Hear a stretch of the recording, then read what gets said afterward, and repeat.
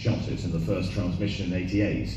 So of course, the MX5, kind of the launch of it would have passed me by, because I was just praying that we would get some traction to make more series of Red Dwarf, you know? That was, '89 was quite a crucial year, really, when they were thinking about the third series. And by the time you get a third series of something, that is kind of, you're there, you know? Back in the old days of TV, now it is tricky now, because if something doesn't work immediately on television, it gets parked up at sort of 3 o'clock in the morning, you know, on channel 28. But in our day, you know, they gave you a couple of series to bed in. Yeah. So '89 was a big year when I was sort of, you know, hoping that, as I say, it was, you know, it was make or break really, and Red Dwarf's been the backbone to my whole career. So it was a crucial year. Is there any? Have you got any particular fond memories of that period from Red Dwarf and the British Empire? Is there any stories that stick in your mind and you will never forget? Ones that I can repeat today. I think we're amongst friends.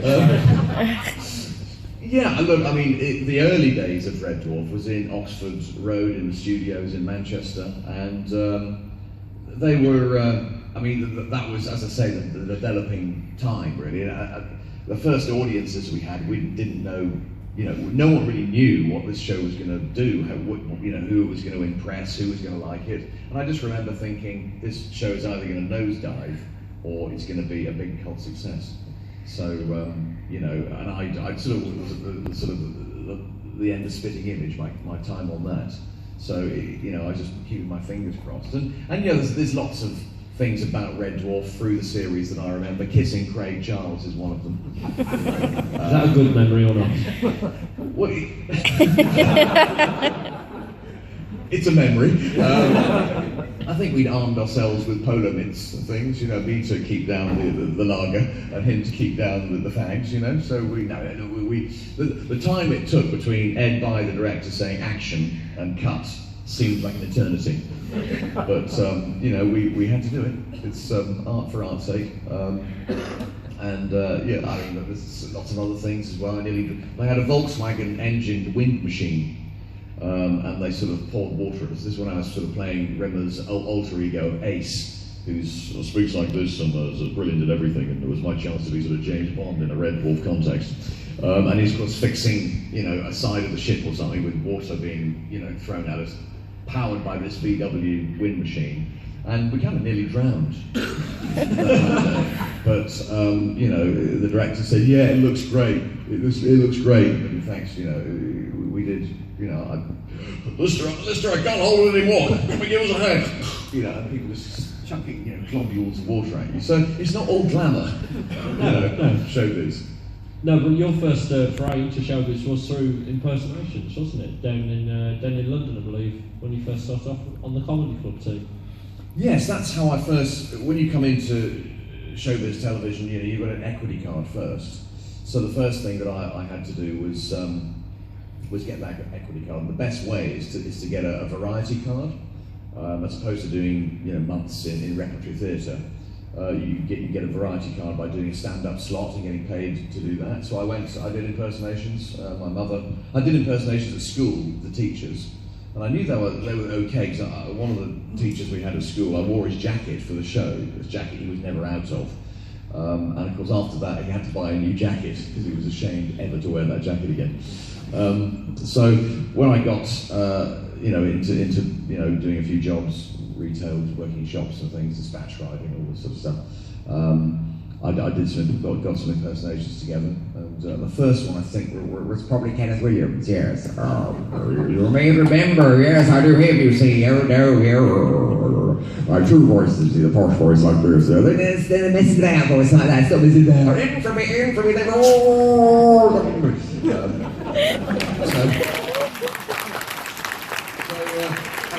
Fortunately, I've got the nose for it. You know, you've got the nostrils for it. And Barbara Windsor once sort of said, "Oh yeah, I noticed a bit of Kenny and British," you know, and she should obviously know. I thought, yeah, because British talks like that, you see, which is subtly different from talking like this, of course. But you know, but it all, yeah, the vocal larynx was something I used quite a lot. Do you miss those days?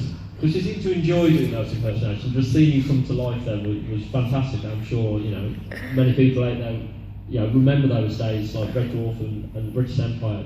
Do you miss those? I kind of miss them, yeah. I mean, it's something, it's a knack that I've obviously always had, you know.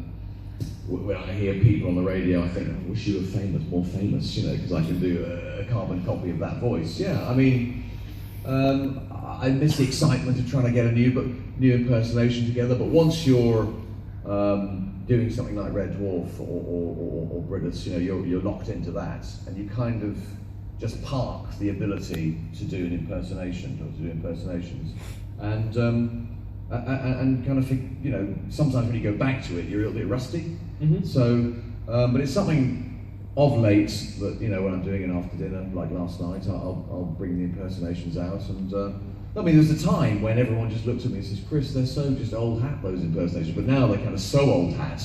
But most of them are dead. You know, but you can sort of, you know, it's almost a tribute to them. You know, but you know, it was a very rapidly changing world, and you had people coming through, Alistair McGowan, Rory Brennan, now John Coleshaw, very good mimics. You know, so me doing Red Dwarf and Britus, kind of, I just let them get on with it. There you go. Ladies and gents, can you please give Chris a big round of applause?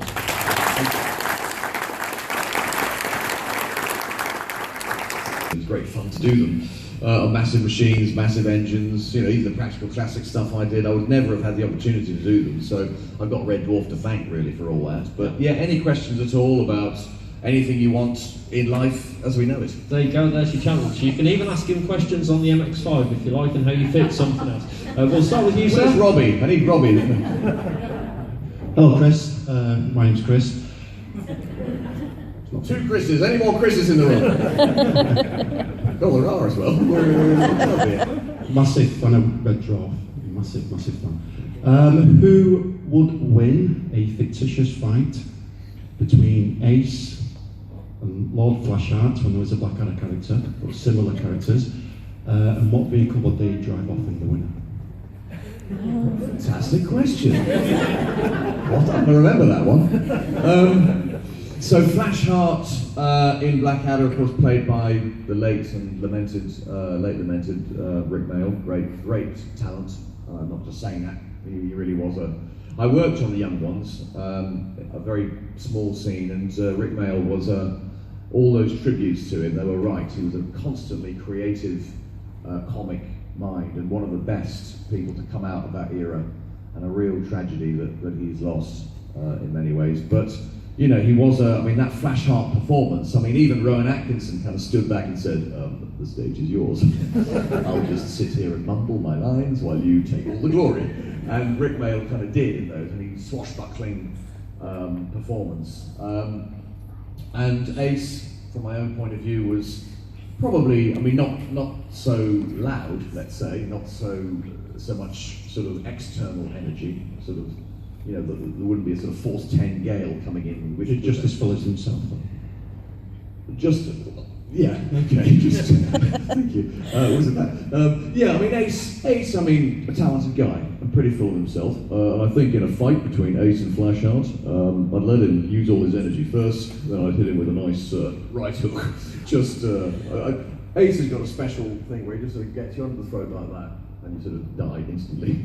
So, you know, he would immobilise Flashheart. He wouldn't sort of finish him off, just immobilise him, rather after Flashheart's done all his swashbuckling. So Ace would win, and then they'd make friends and probably have a cigar and a pink gin together and discuss all the amazing things they've done, rub each other's ego up the right way. And then I think Flashheart would probably disappear off in probably one of these sort of Trans Am with flared wheel arches and all this sort of carry on, you know, with the exhaust a bit too loud and the wheels are a bit too big. It was sort of proper down the road, and Ace would chuckle and get into his Bentley Continental. Good question. Thank you very much. That's set the bar high, hasn't it? Right, any more questions? We'll come back here. Fire away. Hi Chris, I'm Jonathan. That's my middle name. There's something very spooky going on. You're Jonathan as well, Christopher Jonathan. Top man Jonathan, right, okay, well now we got that. When you're in Tomb Raider, In the second one, you had to escape in a jeep from a wedding, and you also got dropped into Africa by a helicopter. Which one would you rather own? Right. The helicopter or The jeep in the last scene. yeah, the Jeep. Well, I'm scared stiff of flying. Helicopters were quite tricky for me. When we did the massive documentaries, I mean, flying on into like a gypsy moth or a tiger moth was fine, but flying on sort of airliners and helicopters, I do have a bit of a problem with. And actually, when we did the helicopter flying down at Bournemouth Helicopters, the guy was a bit of an ace type character, the guy who sort of ran the flight school there. And actually he took us up in his helicopter in a lesson. He flew around Bournemouth near the New Forest there. And once we'd finished recording, he said, "Chris, switch the cameras off and everything, I'll take you for a real flight, you know?" And off we went, you know, and he started to do all this Miami Vice business, you know? And I kid you not, he went down into a clearing in the forest, and we were sort of shooting towards, I can hear the Miami Vice music in my ears almost. We shot towards with these two very tall trees, and I think, you know, we're going to give these trees a haircut, or we're going to lose the rotors, one of the two. And of course he did one of those, and then turned like that, and went through the trees that way, and you know, if our director had known, if my wife had known, if I'd known, I would have sort of said, I want to get out now. But, so yeah, helicopters I am pretty scared of. And the Jeep, now, in the Jeep, that was a Jeep, wasn't it? It wasn't a Defender. World War II style jeep.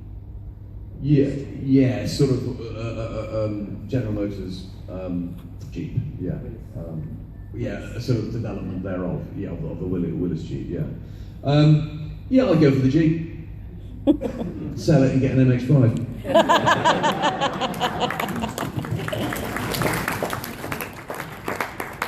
I think that was the right answer for this audience. Any more questions out there? Oh, I'm going all the way forward to back. Right, we'll start going forward. Excuse me, far away. Hi, I'm David. I think we met at the PC Western show back in April, actually. I was watching the other night, actually. Do you remember Rotary Wheel Nuts? It's Marmaduke Yes. Tuesday. Yeah, I was wondering what the Classic Car World's reaction was when you filmed that, and also which character you enjoyed doing the most. Right, now this is a little one-off, what would you call it, one hour-long special, if you like, when I played lots of different characters who were arriving at a classic car show put on by this sort of crumbling old member of the aristocracy. And you know, you may have to remind me of some of the characters I had. I knew I had the Shell Suit family. What were they driving? Well, there was the Marmaduke Love Tuesday, who was this absolutely mad old bopper who was completely bastard all the time. And then there was this sort of mad satire of just every... Quite easy to play that one. And there was this mad satire of every British Leyland owner we've ever met who he just went up to people and then said, if I made these seem old, and then he'd talk to people about the details of his interior seats and I seem Was that the Vanden Pla? The Vanden Pla 1100, that was the one. The Vanden Pla 1100, because they had a Vanden Pla Allegro, didn't they? I mean, weird. I mean, you could Vanden Pla eyes an MX5, couldn't you? Someone's probably got one out there with a wooden dash and all that kind of, there must be some out there, you know, a wooden dash, you know, sort of, I don't know whether they go as far as armrests, but you know, but yeah, I mean, the Vanden Pla 1100 was amazing. It was just this utterly luxurious Rolls-Royce levels of luxury inside a Morris 1100. You know, bizarre in a sense, but yeah, the character, the justifiably anal character who had owned one of those, and of course we probably all met them, you know, at some point. I can be one, you know, at times myself. You know, all car enthusiasts can be part of that to a certain extent. But there was the Shell Suit family. I do remember the Shell Suit, the husband and wife team. I think, you know, I don't know what they were driving. And then there was the Probe, wasn't it? Offhand, I think. Huh? I think it was a Ford Probe. Ford Probe, well, that's fitting, isn't it? I guess. Extremely scouse and very vocal to anyone who tries to park in front of them. Then there was an Albert Camus-inspired French bloke in a Citroen DS or something. Yeah, I think he had a bit of a Brung accent towards the end. Did he? Okay, thanks. Right, next. Yeah, it was probably getting late in the day. I was getting a bit confused about who I was playing. And then there was TVR. Yeah, TVR. a bit of a yuppie chap. Interesting car, the TVR, I always found, because obviously it was a cut-price supercar, and it had that great V8 engine, which, let's face it, has been a success in all sorts of vehicles, from the Caterham to a Range Rover, all the way through to Morgans and everything in between. And of course, they put it, a sort of powerful version of it in the TVR. And driving that, it did feel like you were driving along, you put your foot down, floor it, and then the engine and the wheels go at one speed, and then kind of the body catches up with you after a while. Bizarre experience, but if you like that sort of thing and you get it right, they're a great car for Blackpool, the TVR, but probably not my kind of car, but and there was probably an appropriate character in that documentary. But it was a great fun documentary to do. We got to mess with a lot of cars, and who knows, it might have been slightly ahead of its time, without wanting to boast about my work. But it was, but at that stage, car shows now, we know from the calendar of classic car shows that they've just gone absolutely mad. And in those days, they were still sort of quite relatively low key in comparison. Do you reckon you'd ever do a sequel? Sorry? Do you reckon you'd ever do a sequel? Not sure. A different landscape working in television nowadays, funding, and of course, funding, I'm a sort of, without getting too political, I'm, a 54-year-old middle-class bloke who's been there, done that sort of thing, and it's not quite so easy for me to get funding at the moment. But maybe with another series of Red Dwarf it might be. We'll see. Fingers crossed. Thank you. Thank you very much. Now there was another question back here, which is fire away, sir. Thank you very much, sir. Hello, Chris. I'm Reese. For all the experiences in basically all the cars you've ever had a chance to drive in throughout all your time to now, apart from your Mark III MX5, what would be the car you say was the best one you've ever driven? Difficult. I'd probably have to divide it into old cars and, more modern cars. That's fair enough. The old cars, it would be hard to beat a vintage Bentley. Any particular Bentley? Well, I was thinking about this last night. I'd probably go for a 3 litre, sort of one of the slightly smaller ones. The 4.5s and the big Le Mans 4.5 blowers were locomotives of cars. They were absolutely fantastic. You can drive them really hard even today, all these 80, 90 years on.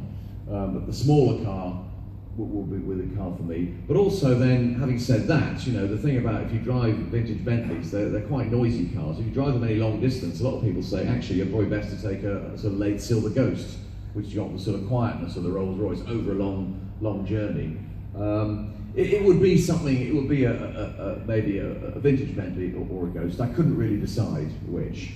And then moving sort of into the sort of middle of the 20th century, a D-Type, probably Jaguar D-Type would be, it's a racing car obviously, but that would be, as you know, I'm a fan of Jaguars, so it would have to be that. Yes, I do remember, sorry to interrupt you, I do remember seeing you on the 5th year, a few years ago, they granted you the chance to drive a D-Type.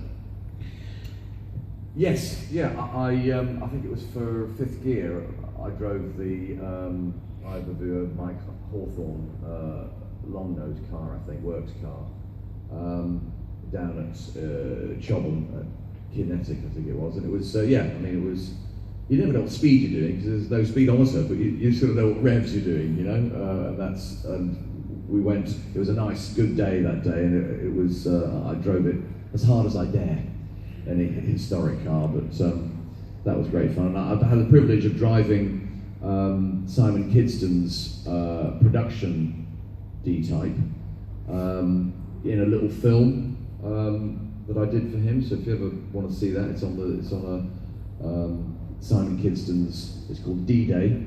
I think it's on there's a link to it on my website as well. But that was fantastic. We went to the Evo Triangle up in northwest Wales. It would be a great place to take your MX5 actually, because it's just these barren triangle of roads, and you can just hit it and have fun. It's got a bit of swervy stuff and a lot of straight stuff, and one of these, it will be right at home there. The production D-Type was right at home there, but it's an extremely valuable car, not mine, and it was a wet day. And I was driving it for the first time.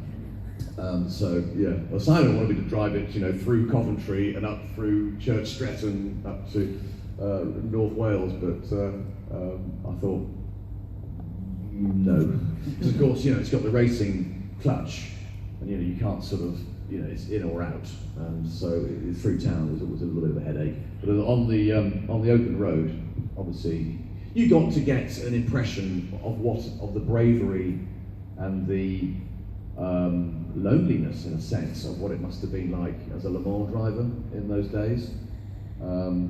Particularly when the rain came, 24 hours Le Mans, expect any weather, and you just got a little.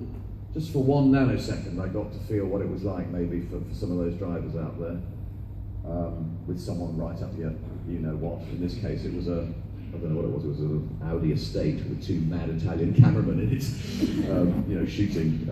I was admiring their driving, let alone, trying to keep the D-Type steady.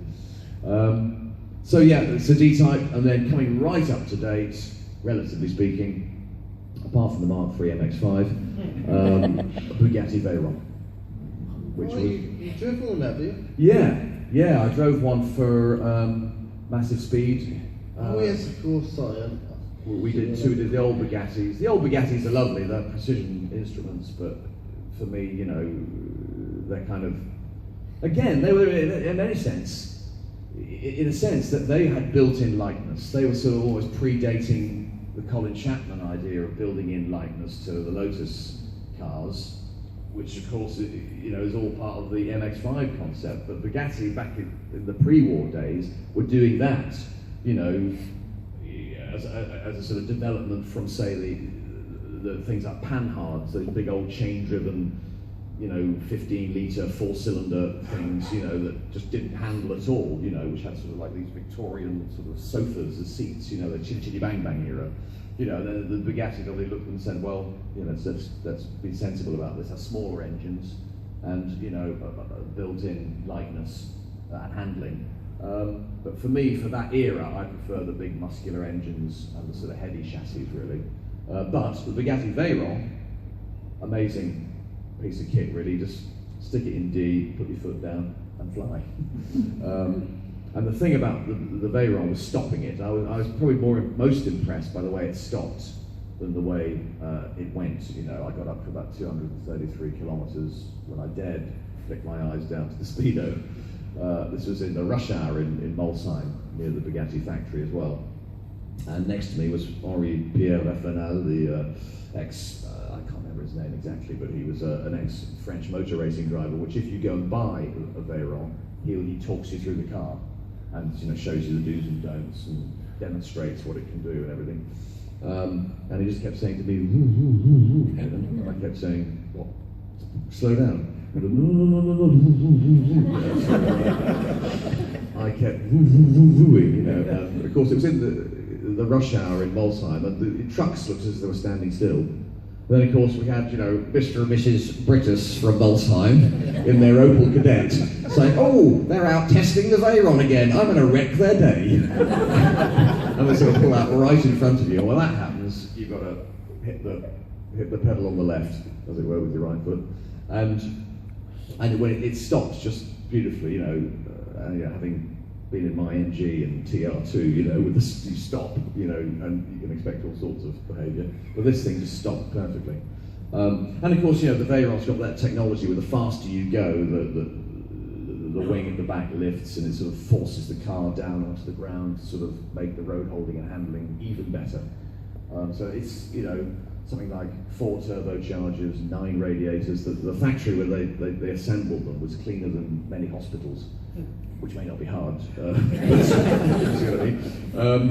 but it was just he did a trick. The last thing we did with the Veyron, he does this trick where there's about 400 meters between sort of the main entrance to the factory, and was a barrier, a security man there with a barrier, and he says, I do this all the time. I go from north to 70 miles an hour and then down to north, all before the barrier.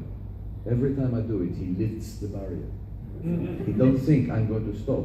And every time, I stop 2 inches before the barrier. Watch. And he did it. And of course the security man came out and went, oh, here he goes again. He lifted the barrier. And of course he went down, stopped. And then he says, could you fermer le barrier? Close the barrier, and it was 2 inches before. So that was an impressive stunt. 0 to 70 to 0, you know. Try doing that in anything apart from a day wrong, and you may struggle. So yeah, I hope I've given it's very difficult to pick one, you know, but those are sort of 3 from the 20th century, really. Thank you very much. Thank you for that, Chris. I'm sure you'll agree that was a fascinating glimpse into the life of Chris. That was great. Is there any more questions out there? We've got plenty of time. Oh, hand straight up over there. I'll come over to you, please. Fire away for me, madam. Hi, Chris. Hello. I'm Linda. I just want to know, as a member of the Red Dwarf crew, you boldly went where no man or hologram went before.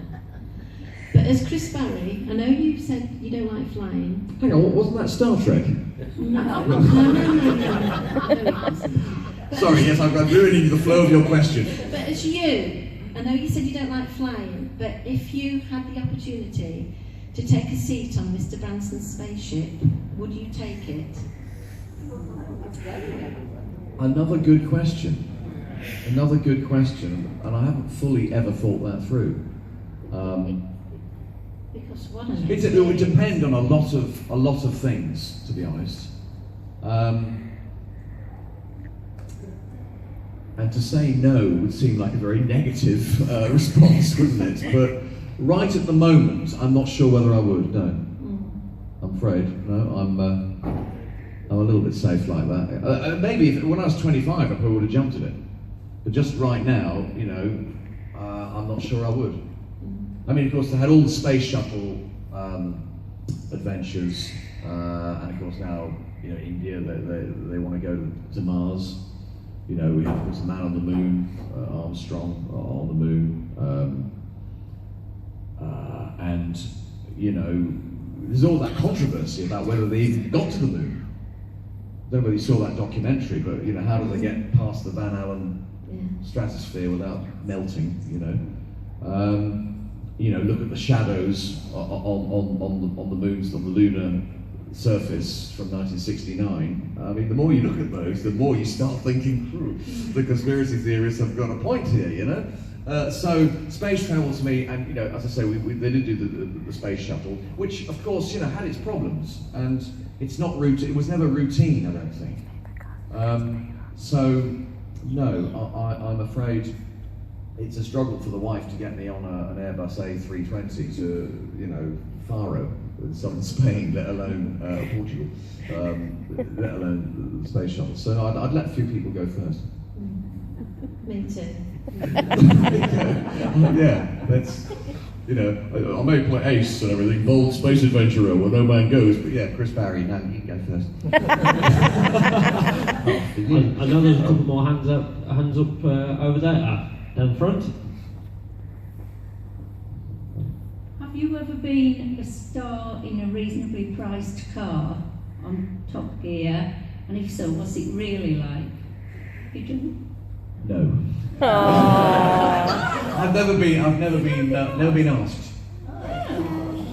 No, my relationship with some people in Top Gear goes back quite a way, and I just think I might have missed the boat.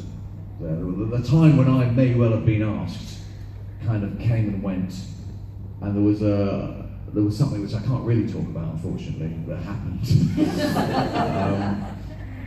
That, you know, as I say, I just don't think I can really talk about it right now. But well, no, okay, come on. I only lived once. No, it was just something that I had to.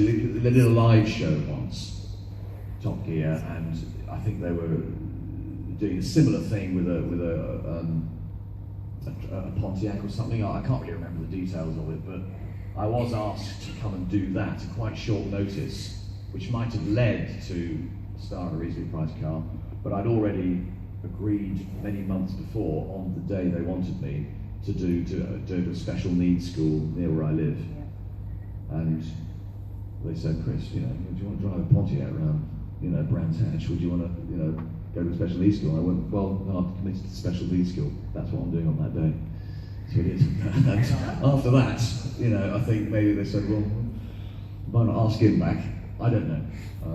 But I know the guys in Top Gear. I think they're great. Jeremy Clarkson obviously is a sort of iconic institution. He may be a bit of a Marmite figure, perhaps. But he's brought a grin to my face every now and then. James May, I've met him a few times. He's a lovely guy. And Richard Hammond, I've met a few times. Next question. One more sorry, then. no, Go on. Part two. Part two. Going back to Bugattis. Have you been to the seen the Schlumpf collection in Malouse? I haven't. No, I'd love. It's been on my list of things to do, automotive, and more people are telling me that I should be there. It's fantastic. We went this year. Yeah. Right. Okay. There's a Bugatti Veyron there. You never know. Yes. Relive my moments of yeah. I think we might have a chance for just a couple more. If there are any more questions out there, ladies and gents, I've all gone very shy now. Oh, there's one more over here. We'll come over to you, sir. Far away for us. Chris, I'm a big Dwarf fan. When you obviously played Rimmer for a while, and then you got the script that sort of said about Ace, was there sort of a little bit of cheering inside? This totally different character. Well, there was no doubt it's a release to be able to play someone who's popular, good at everything, and and doesn't sort of screw up. Can I say screw up? Yes. All the time, So yes, it was good. And some people actually, when they saw the first sequences with Ace, were sort of saying that's what the character should have been like all the time. And I was going, hang on. Well, talk to Rob and Doug, the writers, about that. And if you think about it, Ace actually isn't that funny, and he's not even, petrol for comedy. But he's great as a release every now and then, as a relief, if you like, from the, from the Rimmer, from the normal Rimmer. But I mean, if you had Ace in that show all the time, coming in and saying, right guys, I'm just going to go and save a couple of planets, I'll teach you how to play the piano, then I'll fix this spaceship later on, all at the same time. I mean, he'd get in your pecs, wouldn't he? Someone like that, someone who's good at everything, as you're talking, this is voice all the time, you're just getting your nerves after off, flicking back the hair and all that. You just want to hit him after about 2 episodes, wouldn't you? So I think it was actually quite good to go back to play Rimmer, the anxious little pent-up, anal, angry little twerp that Rimmer is. It was actually quite good to get back to that after a while. But it's great fun, yeah, every now and then to play Ace. Great. I think we've got time for just one more, if you're happy with that, Chris. That's Is there fine, yeah. a final question out there for Chris? Oh, look at that, Chris. Oh, go on. Go on, you probably took shy there.